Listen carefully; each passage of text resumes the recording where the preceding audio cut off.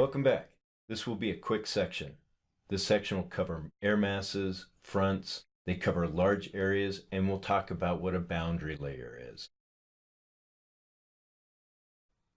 Air masses are large bodies of air classified by the region where they originate.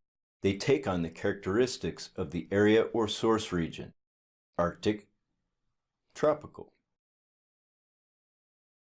A front is when two air masses come into contact. Each air mass has different characteristics, and when they come into contact, this is called the boundary layer.